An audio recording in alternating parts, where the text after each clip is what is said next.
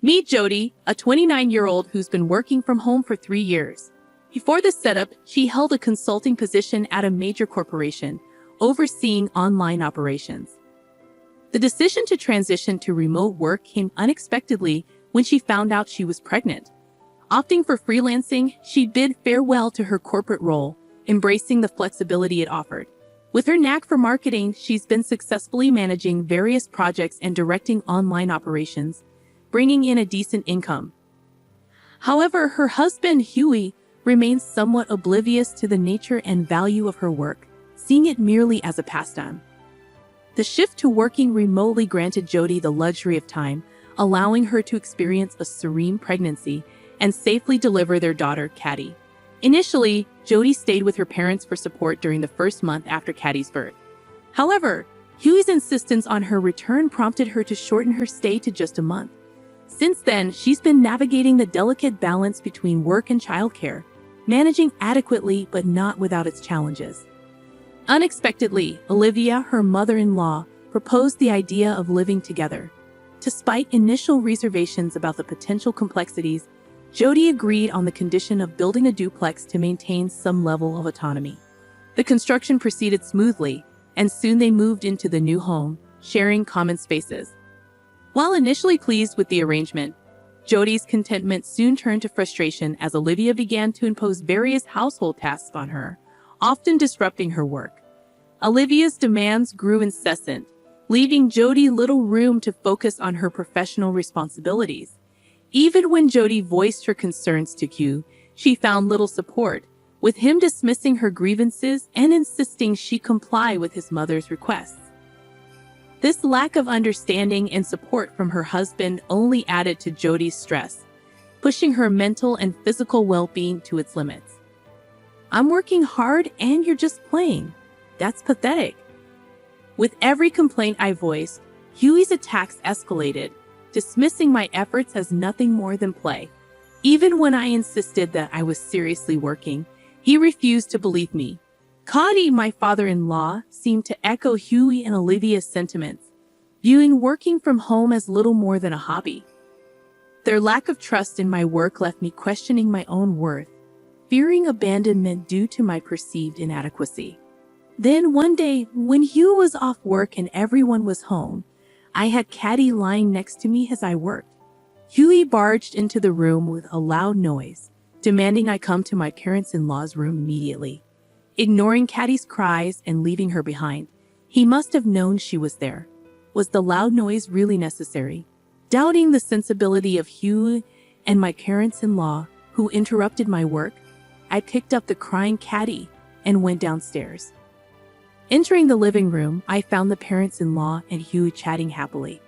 Perhaps I had reached my limit of irritation. Anger started to bubble up inside me. "What is it?" I asked quietly, sitting down with Caddy in my arms. The parents-in-law and Huey continued whispering to each other, their secretive behavior unsettling. Patiently, I waited for them to start the conversation.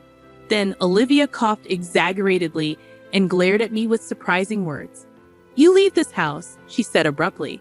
I was confused by Olivia's statement.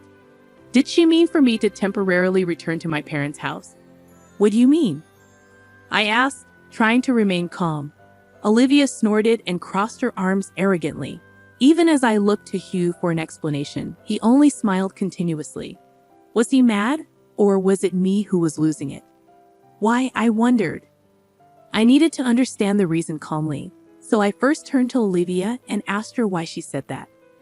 Olivia's eyes lit up as if she was glad I asked, and with a smile similar to Huey's, she began to rant about how inadequate I was. "Every day you neglect housework, let Caddy cry incessantly, and just play with your computer and mobile phone. I don't know if you're relying on Huey's salary, but you never listen to advice, just like a parasite," Olivia continued, laughing heartily as if she found it amusing. "I apologize for the housework, but I'm doing the basics. I also take good care of Caddy. She's quite a quiet child." I countered Olivia's accusations as much as possible. I can't just let go of my computer and mobile phone. I'm working. Isn't that understandable? Then Huey glared at me. Are you cheating or what? He accused, and I stared back at him, bewildered by his baseless accusation. Yes, Jody is cheating, Olivia joined Huey, pointing at me with a look of disgust. I was appalled at their audacity. I'm not cheating.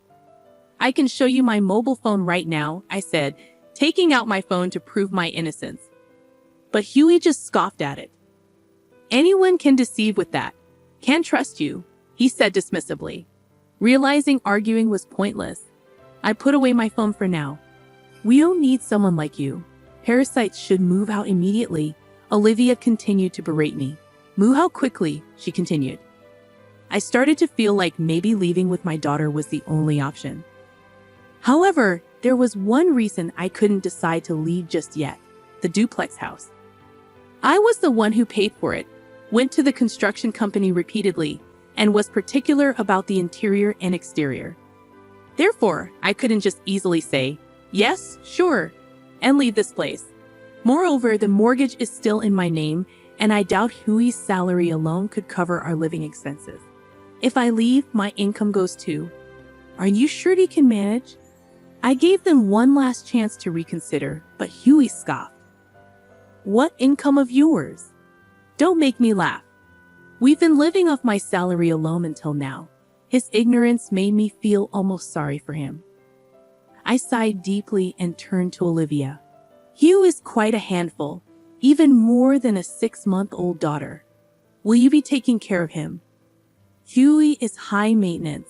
He needs his towel, underwear, and pajamas ready after his bath, his shoes polished daily, his shirts ironed, suits deodorized, and wrinkle-free. If his morning coffee strength is slightly off, he loses his temper like a madman. I doubted Olivia could handle such a needy Huey. I asked, offering Olivia a chance. I can do a better job than you. Who's just been playing around, she scoffed. Besides, if you leave, Huey already has someone else in mind. Olivia, looking pleased, said something that she shouldn't have to hear. What do you mean? I didn't miss a beat and turned my gaze to Hugh and Olivia. Olivia showed a look of regret and hastily averted her eyes. Hugh glared at Olivia. Why did you say that? He whispered in a low voice. Explain what's going on. From their reactions, I gathered that Huey might have another woman. I glared intensely at Huey, prompting him to speak uncomfortably.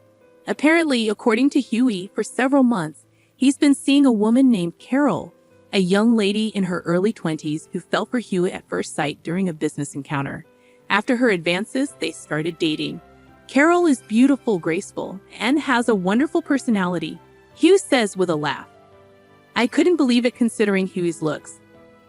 I couldn't fathom why such a young woman would be interested in him.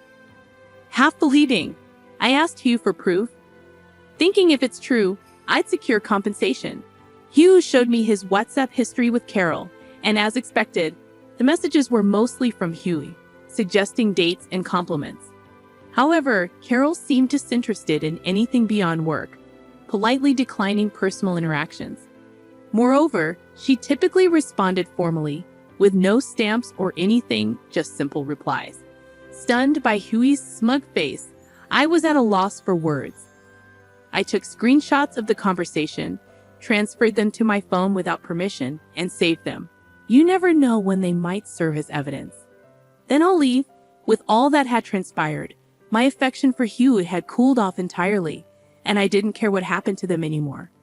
I'll take Caddy with me, I declared as Huey and the parents-in-law seemed pleased with my decision to leave. Huey's face turned serious, and his raised hands fell. What are you talking about? You can't raise Caddy without any income. That's right, leave Caddy here. Don't be silly, Hugh, and the parents-in-law didn't understand why I needed to take her with me. As far as I'm concerned, I don't understand why I should leave my daughter in such a place. I've told you I have an income, and why would I leave her with people who can't even take proper care of her? When Caddy grows up, she'll work hard, and I'll relax. Hugh interrupted with his nonsensical talk as I was explaining why I wouldn't leave Caddy. My anger was building. He kept spouting selfish things, not realizing he's digging his own grave. He even plans to use our daughter as a tool. Very well then. Let's decide the custody through court. Please prepare a lawyer. Until then, I'll take care of her. But I knew that arguing here would only complicate things further with Huey and the parents-in-law, with unwavering confidence that I wouldn't lose. Once they agreed to legal proceedings, I wasted no time in preparing to leave immediately. Over the next few days, I never left my daughter's side, making all the necessary arrangements. I visited the construction company that had helped build the house and explained everything. I asked if they knew any good real estate agents to sell the house. Nick, the president of the construction company, became my ally, assuring me they'd handle everything. They quickly arranged for the sale, and to my surprise, due to the house's recent construction, pristine condition, and excellent location, it sold for far more than I expected. Simultaneously, they found an apartment for my daughter and me, a great place at the lowest price due to my budget considerations. I expressed my gratitude and began preparing to move immediately. "Oh, have you already found a place?" While packing my dishes in the living room, Olivia asked with a laugh. "Yes," I responded briefly, feeling no need to elaborate. "It'll be lonely without you," she said with a big laugh as she walked away.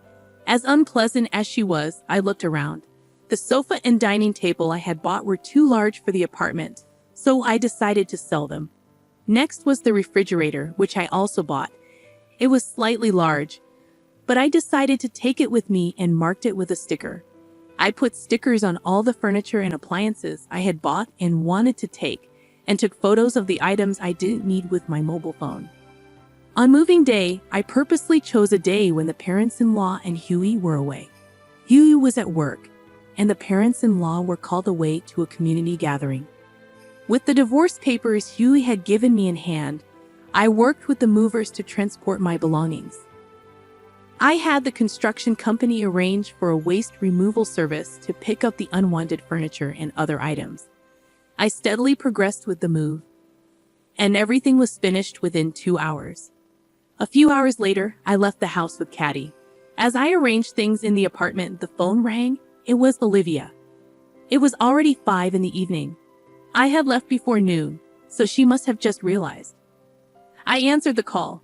"Jody, what's this about the house being empty?" Over the phone, Olivia seemed quite flustered, yelling loudly.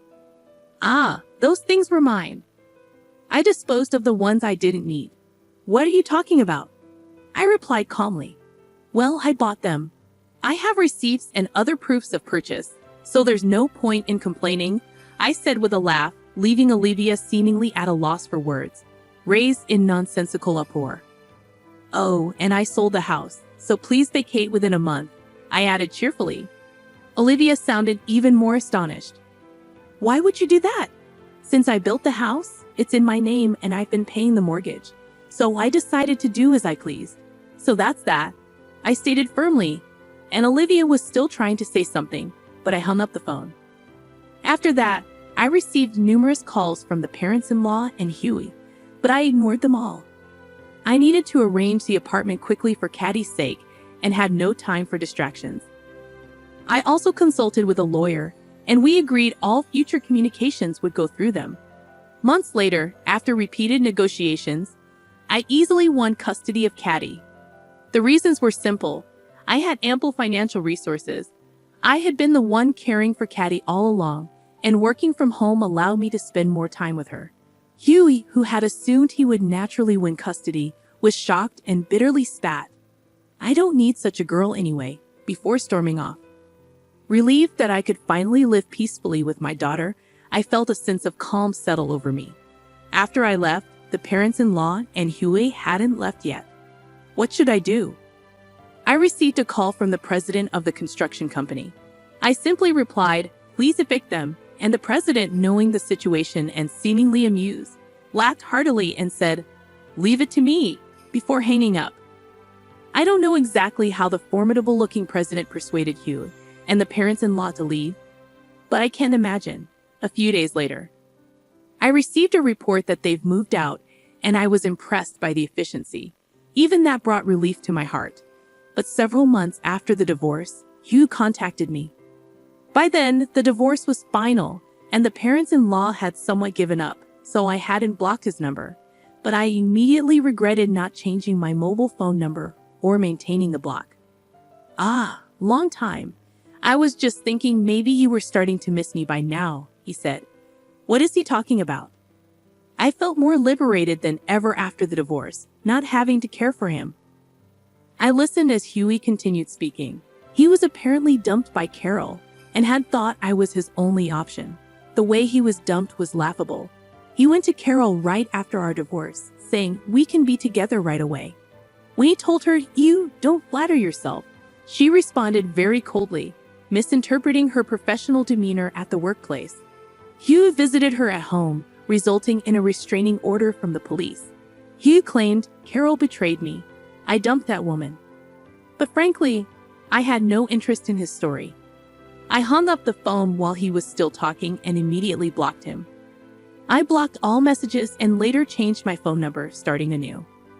I heard from mutual friends that after the incident with Carol, Huey had disputes with clients and was negatively affected at work. Perhaps feeling too uncomfortable, he resigned.